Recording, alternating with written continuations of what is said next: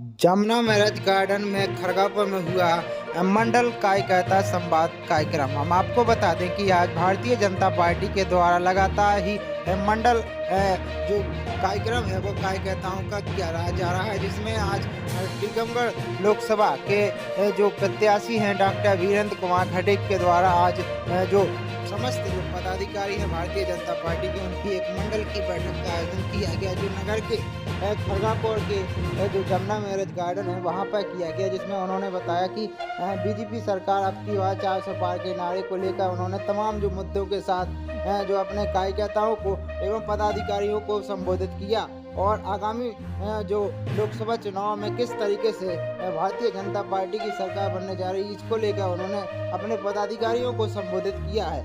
और अपने जो सरकार के द्वारा उन्होंने बताया कि टीकमगढ़ में वंदे भारत ट्रेन का भी जो आज शुभारंभ किया गया है और जिसको लेकर उन्होंने तमाम जो उपलब्धियां हैं गिनाई हैं, जो उन्होंने बताया कि टीकमगढ़ में चहुमुखी विकास हुआ है।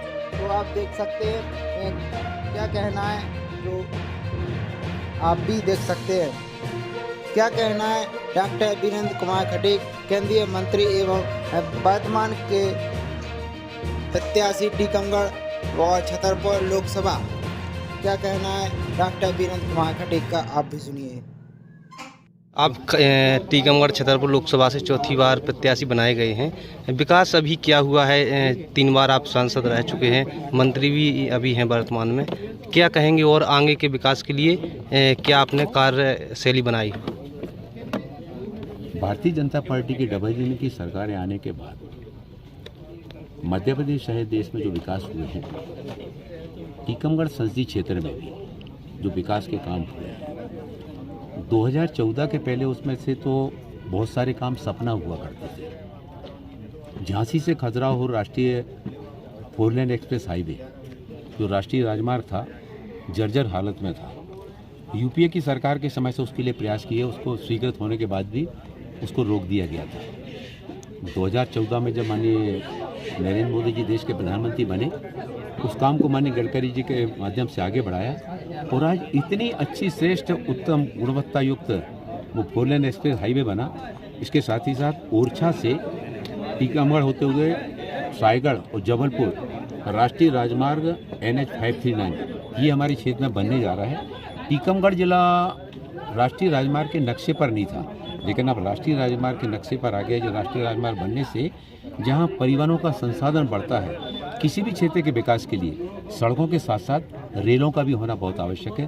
तो रेल मार्ग यहाँ था ही नहीं। रेल यहाँ पर जब रेल पट्टियाँ नहीं डली थी तो यहाँ पर रेल नहीं चल सकती थी। यहाँ पर रेल लाइन के बाद बहुत सारी रेल की सुविधाओं का लाभ मिला।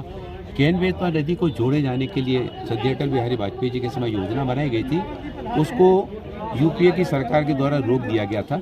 माननीय प्रधानमंत्री मोदी जी के बनने के बाद इस योजना के लिए 44,500 करोड़ रुपया स्वीकृत किए गए और आने वाले समय में शीघ्र ही जब ये केन बेतवा नदी का काम पूरा होगा और पूरा होने के बाद किसान के खेतों में नहरों से और पाइपलाइन से पानी पहुंचेगा, तो हमारे क्षेत्र का किसान पंजाब और हरियाणा के किसान से कहीं ज़्यादा सशक्तिकरण के साथ में फसल की पैदावार करके बुंदेलखंड का नाम गौरवान्वित करेगा।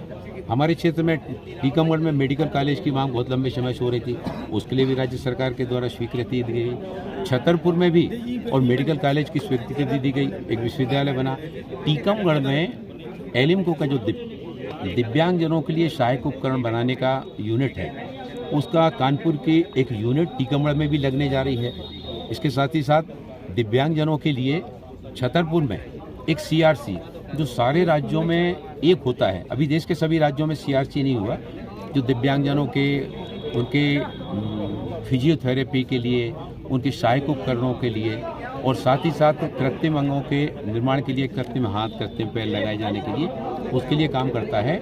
और वहाँ पर दिव्यांगजनों से संबंधित कोर्स के लिए डिग्री और डिप्लोमा के कोर्स भी वहाँ पर आने वाले समय में प्रारंभ किए जाएंगे। ये बहुत सारे काम जो कि माननीय प्रधानमंत्री नरेंद्र मोदी जी के नेतृत्व के बाद हमारे क्षेत्र के लिए मिले हैं। आने वाले समय में 10 साल में जो काम हुआ है, आने वाले 5 साल इस देश के विकास में अपनी महत्वपूर्ण भूमिका का निर्वाह करेंगे और हमारे क्षेत्र के विकास में भी सरकार का हमको योगदान मिलेगा, लाभ मिलेगा। टीकमगढ़ जिले में सबसे ज़्यादा बेरोजगारी है, क्या कहेंगे आप? देखिए, मैंने बताया कि मतलब एलिम्को की यूनिट फैक्ट्री जो है ना, वो यहाँ पर टीकमगढ़ में प्रारंभ होने जा रही, जो कि कभी किसी ने इस बारे में सोचा ही नहीं। आज एलिम्को की यूनिट आई है। जब रेलवे की सुविधाओं का विस्तार आज टीकमगढ़ में हुआ है, सड़क मार्गों का विकास हो रहा है, NH भी बनेगा, जब इस तरह की सुविधाएं जुटती हैं तो इस तरह के औद्योगिक गतिविधियों को आगे बढ़ाने में उस पर बल मिलता है, प्रश्रय मिलता है। और शासन की योजना भी है PPP के माध्यम से इस तरह के औद्योगिक क्षेत्रों को आगे बढ़ाने में। और माननीय प्रधानमंत्री जी ने जो स्टार्टअप की बात की है, मैं अपने क्षेत्र के नौजवानों को बराबर इस बात पे प्रेरित करता हूं कि आप अपना स्टार्टअप प्रारंभ कीजिए, उसमें शासन की विभिन्न योजनाओं को लाभ दिलाने में मैं आपके साथ में रहूंगा।